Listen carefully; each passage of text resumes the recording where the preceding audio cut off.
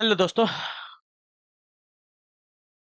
Good evening, नमस्कार। आपसे क्या एक बार जो फिर से बहुत बहुत स्वागत है आप सभी के अपने यूट्यूब चैनल परीक्षा की शिक्षा में। उम्मीद करता हूँ, आशा करता हूँ कि आप सभी जो स्वस्थ होंगे, कुशल मंगल होंगे, तैयारी जो है बढ़िया और अच्छे तरीके से आप अपनी कर रहे हैं। तो जो भी क्लास में फर्स्ट टाइम आया है, पहली बार आया है ना, बता दें हमारे से आपकी जो है बीएड फर्स्ट परीक्षा 2026 का पेपर है, जो डेली बेसिस पे रेगुलर करवा देते हैं। जिसे भी तैयारी पूरी करनी है, कंप्लीट करनी है, चैनल को सब्सक्राइब करके आप लोग हमारे साथ जुड़ जाएंगे। क्लास का समय देखिए, जीके जीएस की जो है 10 बजे, रीजनिंग की जो है दोपहर को 1 बजे, कला की जो है शाम को 4 बजे, और हिंदी की जो क्लास है शाम को 7 बजे आप सभी को देखने को मिलती है।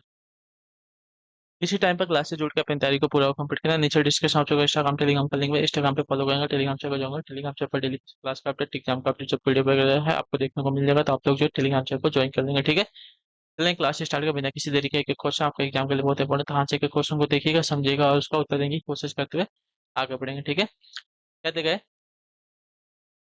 और स्टार्ट करने से पहले जिसने अब तक क्लास को लाइक नहीं किया, लाइक कर दे, शेयर नहीं कर सकेगा, और जिसने अब तक चैनल को सब्सक्राइब नहीं किया, सब्सक्राइब कर लेंगे, ठीक है। चलिए, पूछा गया है निम्नलिखित में से कौन सी नकदी फसल नहीं है, ठीक है। कौन सी आपकी नकदी फसल नहीं है? कपास है, जूट है, चाय है, आलू है।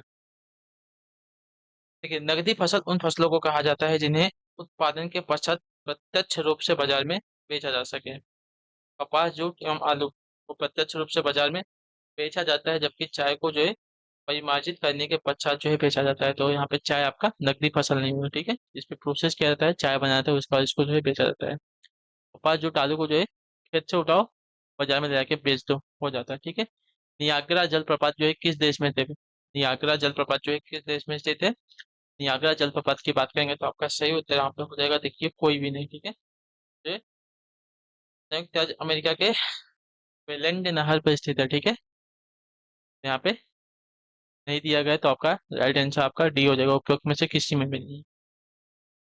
53 नंबर, वायुमंडल में पाए जाने वाले धूल कणों को आर्द्रता ग्राही कण कहते हैं, क्योंकि वायुमंडल में पाए जाने वाले धूल कणों को जो है आर्द्रता ग्राही कण कहते हैं, क्योंकि इसका रीजन क्या है? तो इसका रीजन है, ये अक्षय संघनन केंद्र होते हैं या जल का अवशोषण करते हैं। इनके इर्द गिर्द हवा के ठंडी होने से संघनन की प्रक्रिया होती है, यानी कि उपयुक्त सभी आपका राइट आंसर, ठीक है। धूल, धुआं एवं नमक के कण जल वाष्प को आकर्षित करने के कारण जो आर्द्रता ग्राही नाभिक का जो है कार्य करते हैं। इनके चारों तरफ संघनन के कारण जल बूंदों का निर्माण होता है, ठीक है। चलिए, अगले क्वेश्चन को देखेंगे। आपका 54 नंबर, ध्यान से देखिएगा, बताइएगा राइट आंसर। सिंधु नदी अरब सागर में गिरती है, इसका उद्गम स्थल क्या है? सिंधु नदी जो है अरब सागर में गिरती है, उसका उद्गम स्थल क्या है?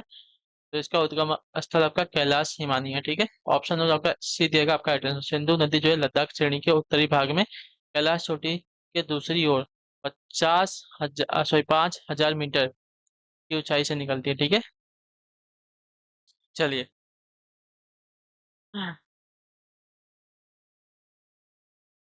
अगले क्वेश्चन को देखेंगे। आपका साथी है 55 नंबर, ध्यान से देखिए। मिस्र की नील नदी विश्व की सबसे चौड़ी नदी नदी है, लंबी नदी है, गहरी नदी है, छोटी नदी है, क्या है? तो देखिए, नील नदी जो है विश्व की सबसे लंबी नदी है, ठीक है। ऑप्शन जो आपका बी दिया गया आपका राइट आंसर है। इसकी लंबाई की बात करें तो 6,690 किलोमीटर लंबी नदी है, ठीक है। और इसके बाद आपकी अमेजोन नदी आती है। चलिए, 56 नंबर है, समुद्र का स्थल की ओर बढ़ना कौन सा संचरण है? बताइए, समुद्र का स्थल की ओर बढ़ना कौन सा संचरण है? समुद्र का स्थल की ओर बढ़ना आपका जो है निर्माण धनात्मक संचरण है, ठीक है। ऑप्शन जो आपका ए दिएगा राइट आंसर। समुद्र का स्थल की ओर बढ़ना निर्माण धनात्मक संचरण है, तो ऑप्शन नंबर ए हमारा सही उत्तर होगा। चलिए, अगले क्वेश्चन को देखेंगे, क्या देगा? 57 नंबर, ध्यान से देखिएगा, बताइएगा राइट आंसर। समुद्र तल पर सामान्य वायुमंडलीय दाब कितना होता है? बताइए, समुद्र तल पर सामान्य वायुमंडलीय दाब कितना होता है? तो समुद्र तल पर सामान्य वायुमंडलीय दाब की अगर बात करेंगे तो आपका राइट आंसर हो जाती हो 1,013.25 मिली बार होता है, ठीक है। ऑप्शन जो पी दिया गया आपका राइट आंसर। समुद्र तल एवं 43 डिग्री अक्षांश पर वायु दाब जो है 76 सेंटीमीटर पारा, ठीक है। 76 सेंटीमीटर पारा या 1,013.25 मिली बार होता है, ठीक है। ऊंचाई बढ़ने के साथ साथ जो वायुदाब कम होता है, और 300 मीटर की ऊंचाई पर जो वायुदाब लगभग जो है 34 मिली बार कम हो जाता है, ठीक है। चलिए, अगले क्वेश्चन को देखेंगे। आपका 58, दो समानांतर भ्रंशों के बीच धसे हुए भाग को कहते हैं, क्या बताइए? दो समानांतर भ्रंशों के बीच धसे हुए भाग को क्या कहते हैं? तो इसे कहा जाता है आपका भ्रंश घाटी। ठीक है, ऑप्शन नंबर हमारा जो डी दिया गया है राइट आंसर होगा। चलिए, क्वेश्चन नंबर आपका 59 59 भारतीय संविधान में आपात उपबंध लिए गए हैं कहाँ से, बताइए। भारतीय संविधान में आपात उपबंध कहाँ से लिए गए हैं? तो भारतीय संविधान में आपके आपात उपबंध जर्मनी से लिए गए हैं। ऑप्शन नंबर जो हमारा ए दिया गया है राइट आंसर होगा। ठीक है, क्लियर। भारतीय संविधान में आपात उपबंध हमारे जर्मनी से लिए गए हैं। 60 नंबर है, वर्ग संघर्ष का सिद्धांत किसने दिया, बताइए। वर्ग संघर्ष का जो सिद्धांत है किसने दिया था? तो वर्ग संघर्ष का जो सिद्धांत है साथियों दिया था यहाँ पे कार्ल मार्क्स ने। ठीक है, ऑप्शन जो हमारा दिया गया है बी वाला विकल्प आपका राइट आंसर होगा। क्लियर सभी को? वर्ग संघर्ष का जो सिद्धांत है कार्ल मार्क्स ने दिया था। 61 नंबर प्रश्न पर ध्यान से देखिएगा, बताएगा राइट आंसर। दो समांतर भंशों के बीच उठे हुए भाग को क्या कहा जाता है, बताइए। दो समांतर भंशों के बीच उठे हुए भाग को क्या कहा जाता है? तो इसे कहा जाता है हमारा ब्लॉक पर्वत। ठीक है, ऑप्शन जो हमारा सी दिया गया है राइट आंसर। दो समांतर भंशों के बीच उठे हुए भाग को हमारा कहा जाता है ब्लॉक पर्वत। तो ऑप्शन नंबर हमारा सी राइट होगा। क्लियर सभी को? दो समांतर भंशों के बीच उठे हुए भाग को ब्लॉक या तो हॉस्ट पर्वत कहते हैं, किंतु ये भू संचलन की दृष्टि से अलग अलग परिस्थितियों के परिणाम है। ठीक है, चलिए। 62 नंबर है, दक्षिण पश्चिम मानसून चलता है तो कब से कब तक? दक्षिण पश्चिम मानसून जो है कब से कब तक चलता है? यह जो है उपयुक्त में से कोई नहीं होगा। ठीक है, बाद में दक्षिण पश्चिम मानसून जो है आपका 5 जून से, ठीक है, 5 जून को केरल में मानसून विस्फोट के साथ प्रारंभ होता है एवं 30 अक्टूबर को भारत के केरल राज्य, ठीक है, 30 अक्टूबर को जो है भारत के केरल राज्य को जो है ये पीछे छोड़ देता है। ठीक है, केरल राज्य में सर्वाधिक 5 महीने दक्षिण पश्चिम मानसून द्वारा जो है वर्षा होती है। ठीक है, भारत में कुल वर्षा का जो है 74% भाग जो है दक्षिण पश्चिम मानसून द्वारा होता है। ठीक है, अतः विकल्प डी आपका चाहिए होगा। इसमें 5 जून से 30 अक्टूबर नहीं दिया गया, मतलब जून से अक्टूबर का नहीं दिया गया है। ठीक है, तो आपका राइट हो जाएगा ऑप्शन नंबर डी। चलिए बताइएगा राइट आंसर का। जब जहाज अंतर्राष्ट्रीय तिथि रेखा को पश्चिम से पूरब पार करता है तो उसकी तारीख क्या होती है? एक दिन बढ़ जाती है, एक दिन घट जाती है, या आधा दिन बढ़ता है या आधा दिन घटता है, क्या होता है बताइए। तो एक दिन बढ़ जाता है। ठीक है, ऑप्शन में जब ए दिया गया है, अंतर्राष्ट्रीय तिथि रेखा के पश्चिम से पूरब यानी कि एशिया से अमेरिका जाते समय एक दिन जो है घटा लिया जाता है। ठीक है, अर्थात पश्चिम से पूरब जाते समय सोमवार को सोमवार ही कर लिया जाता है, अर्थात हमें एक दिन का लाभ हो जाता है। ठीक है, तो यहाँ एक दिन आपका बढ़ जाता है, अर्थात 2 सोमवार हमें यहाँ पे मिल जाते हैं। ठीक है, अगर हमने सोमवार थे और सोमवार से जो हमने अंतर्राष्ट्रीय तिथि रेखा को पूरब पश्चिम से पूरब की ओर पार कर लिया तो हम वापस जो है सोमवार के दिन पहुंच जाएंगे, यानी कि एक दिन जो है उनका बढ़ जाता है। ठीक है, याद रखिएगा। चलिए अगले क्वेश्चन को देखेंगे, आपका है 64 नंबर। ध्यान से देखिएगा, बताएगा सूर्य की सतह का तापमान लगभग कितना होता है, बताइए। सूर्य की सतह का तापमान जो है लगभग कितना होता है? जो लगभग जो है 5,000 डिग्री सेंटीग्रेड होता है। ठीक है, सूर्य की सतह का जो तापमान है लगभग जो है 5,000 डिग्री सेंटीग्रेड होता है। तो ऑप्शन नंबर हमारा डी जो दिया गया साथी आपका राइट आंसर होगा। ठीक, क्लियर। चलिए अगले क्वेश्चन को देखेंगे, क्या दिया गया है आपका 65 नंबर। ध्यान से देखिएगा, बताइएगा सील क्या है? सील क्या होती है? देखिए, सील जो है अवनमन होती है। ठीक है, ऑप्शन नंबर हमारा जो डी दिया गया राइट आंसर होगा। क्लियर होगा इसके लिए? नहीं, अवनमन नहीं होती, एक नहीं, कठोर हुए मैग्मा द्वारा निर्मित समांतर चादर होती है। ठीक है, ऑप्शन नंबर हमारा बी राइट होगा। क्लियर, जब लावा का जमाव चट्टानों की दो परतों के बीच होता है तो प्रायः सील का निर्माण होता है। ठीक है, यह चट्टानों की परतों के समानांतर होती है। ठीक है, चलिए 66 नंबर है, दक्षिणी गोलार्ध में सबसे बड़ा दिन होता है कौन सा, बताइए। दक्षिणी गोलार्ध में सबसे बड़ा दिन कौन सा होता है? तो दक्षिणी गोलार्ध में सबसे बड़ा दिन अगर देखा जाएगा साथियों तो आपका राइट आंसर यहाँ पे हो जाएगा 22 दिसंबर का। ठीक है, ऑप्शन नंबर वहाँ जो डी दिया गया है, सही उत्तर होगा। क्लियर सभी को इसका है? क्योंकि 22 दिसंबर को सूर्य मकर रेखा पर चमकता है, अतः 23.5 डिग्री दक्षिण अक्षांश को मकर रेखा कहा जाता है। तो दक्षिण गोलार्ध में आपका सबसे बड़ा दिन होता है 22 दिसंबर को। ठीक है, चलिए अगले क्वेश्चन को देखेंगे, आपका साथियों 67 67 भारत की प्राकृतिक वनस्पति के संबंध में कौन सा कथन सही है, बताइए। भारत की प्राकृतिक वनस्पति के संबंध में कौन सा कथन सही दिया गया है? तो देखिए, अधिक वर्षा वाले क्षेत्रों में सघन उष्णकटिबंधीय वन पाए जाते हैं, सही है। चलिए, औसत वर्षा वाले क्षेत्र में मानसूनी वन पाए जाते हैं, ये भी सही है।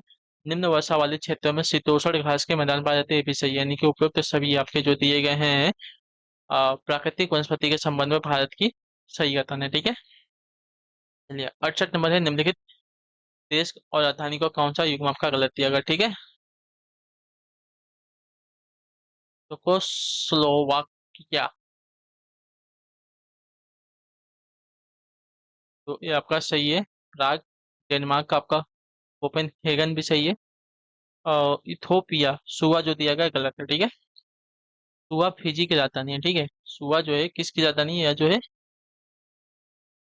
फिजी की राजधानी है, इथोपिया की राजधानी नहीं है। ठीक है, इथोपिया की राजधानी आपकी आदिस अबाब है। ठीक है, आदिस अबाब, ठीक है, अबाबा है। और दक्षिण कोरिया की राजधानी आपकी सियोल है। ठीक है, तो ये वाला कथन आपका गलत दिया गया है। चलिए अगले क्वेश्चन को देखेंगे आपके साथ ही। 69 कैप्सियन सागर या झील अवस्थित है कहाँ पर है। कैप्सियन सागर या झील जो है कहाँ पर अवस्थित है, तो कुछ यूरोप और एशिया में। ठीक है, ऑप्शन जो डी दिएगा आपका है कैप्सियन सागर एशिया के कजाकिस्तान, तुर्कमेनिस्तान एवं ईरान तथा यूरोप के अजरबैजान एवं रूस से लगा है। ठीक है, अतः यह जो एशिया एवं यूरोप दोनों में आता है। 70 नंबर है, निम्न में से कौन सा जोड़ा आपका गलत दिया गया। ठीक है, आइसो हाइट वर्षा दिया गया। ठीक है, चलिए आइसो हाइट को वर्षा वाला क्षेत्र कहते हैं, आइसो बर्फ को आपका दबाव वाला क्षेत्र, आइसो थर्मस को आपका तापमान कहते हैं। ठीक है, आइसो होल्सेस को आपका आर्द्रता आपका गलत हो जाएगा। ठीक है, ऑप्शन नंबर डी वाला राइट आंसर होगा। ठीक है, आइसो हेल्स लाइन जो है सूर्य के समान प्रकाश वाले स्थानों को मिलाने वाली रेखा होती है। ठीक है, क्या होती है यह, सूर्य के समान प्रकाश वाले स्थानों की रेखा होती है। ठीक है, क्लियर सभी को। आइसो हाइट जो है समान वर्षा वाले क्षेत्रों को, आइसो बार्स जो है समान दबाव वाले क्षेत्रों को, आइसो थर्मल जो है समान तापमान वाले क्षेत्रों को दर्शाने वाली रेखा, आइसो हेल्स जो है सूर्य के समान प्रकाश वाले स्थानों को मिलाने वाली रेखा होती है। ठीक है, आर्द्रता को मिलाने वाली रेखा नहीं होती। चलिए अगले क्वेश्चन को देखेंगे आपका है 71 नंबर, निम्नलिखित में से कौन जो है रिफ्ट घाटी में स्थित नदी है। बताइए कौन सी जो है रिफ्ट घाटी में स्थित आपकी नदी है, तो इसका सही उत्तर आपका हो जाएगा साथियों यहाँ पे ताप्ती नदी। ठीक है, ऑप्शन नंबर सी देगा राइट आंसर होगा। ठीक, क्लियर सभी को। रिफ्ट घाटी में स्थित नदी हमारी ताप्ती है। चलिए सूची वन को सूची दो से सम्मिलित कीजिए तथा सूचियों के नीचे दिए गए कूट का सही उत्तर। चलिए सूची वन दिया गया, सूची दो दिया गया है। क्या देगा, स्थल रूप दिएगा, प्रक्रिया देगा प्राकृतिक तटबंध। तो प्राकृतिक तटबंध कैसे, तो नदी होते हैं। ठीक है, प्राकृतिक तटबंध आपके नदी होते हैं। प्रक्रिया एस्कर, एस्कर में कौन सी प्रक्रिया होती है, तो एक्स एस्कर जो है कौन सी प्रक्रिया से बने हुए हैं, तो एस्कर जो है हिमनदीय प्रक्रिया से बने हुए हैं। ठीक है, हिमनदीय प्रक्रिया से बने हुए हैं, तो इसका मिलान चार के साथ। और पैलजे, पैलजे जो है किस प्रक्रिया से बने हुए हैं, तो पैलजे जो है कास्ट प्रक्रिया से बने हुए हैं। और बरखान जो है पातोड़ प्रक्रिया से बने हुए हैं। ठीक है, ये इसका स्क्रीनशॉट ले लेंगे, आगे बढ़ते हैं। ठीक, 73 नंबर, निम्नलिखित कथनों पर विचार करना है। ठीक है, चलिए टॉमली द्वारा किए गए कार्य के आधार पर कोलंबस ने अनुमान लगाया कि एशिया अनिवार्यतः यूरोप के पश्चिम में अति निकट होगा। और दूसरा कथन दिया गया है कि स्टॉर्बे ने इथोपिया में भारी वर्षा को कारण बताते हुए नाइल में बाढ़ की सही व्याख्या की है। तो उपयुक्त कथनों में से कौन सा सही है। ठीक है, चलिए बताइए उपयुक्त कथनों में से कौन सा सही है, तो आपका ऑप्शन नंबर जो बी दिया गया राइट कथन है। ठीक है, सिर्फ बी वाला का सही उत्तर हो जाएगा, दूसरा वाला।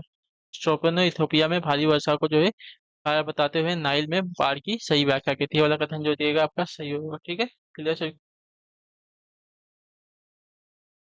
चलिए अगले क्वेश्चन को देखेंगे आपका साथी। 74 नंबर है, निम्नलिखित में से किसने अंतिम कारणों के उद्देश्यवादी प्रत्यय को अस्वीकार कर इस पर बल दिया कि कालानुसार पूर्ववर्ती क्रम में स्पष्टीकरण ढूंढना आवश्यक है। ऐसा करते हुए उसने जो है लिनाउस तथा लेबनित्ज का विरोध किया, परंतु ह्यूम तथा गोएत के प्रत्ययों का समर्थन किया तथा उनके उनका विस्तार किया। जो है वेरेनिस ने, ठीक है, वेरेनियस ने किया था। क्लियर सभी को।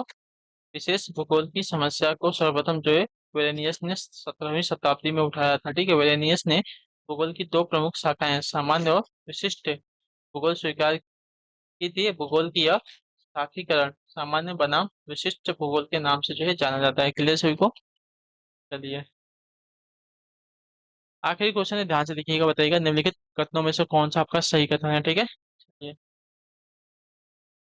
एक क्षेत्र जो हिमनदी नहीं हुआ, एक क्षेत्र जो हिमनदित नहीं हुआ है तो वी आकार की घाटियां प्रदर्शित कर सकता है वह। ठीक है, तो ऑप्शन जो आपका डी दिएगा आपका राइट आंसर होगा। क्लियर को। वी आकार की घाटी का जो निर्माण है हिम नदी द्वारा नहीं बल्कि नदी के द्वारा होता है।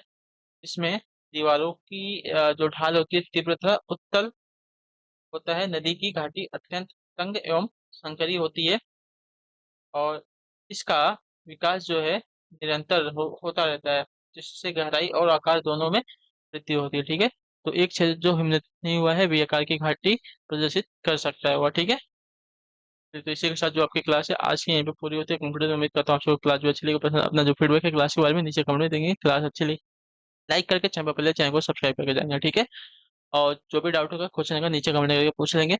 और क्या बोलते हैं कि जिसने अब तक रिविजन नहीं किया है रिविजन कर लीजिएगा, और अपनी जो प्रैक्टिस को है आप लोग करते रहने। ठीक है, तो चलते हैं, आपसे मिलते हैं आपकी अगली क्लास है। तब तक के लिए टाटा बाय बाय, जय हिंद जय भारत। आपसे क्लास से जुड़ने के लिए बहुत बहुत ही धन्यवाद साथी।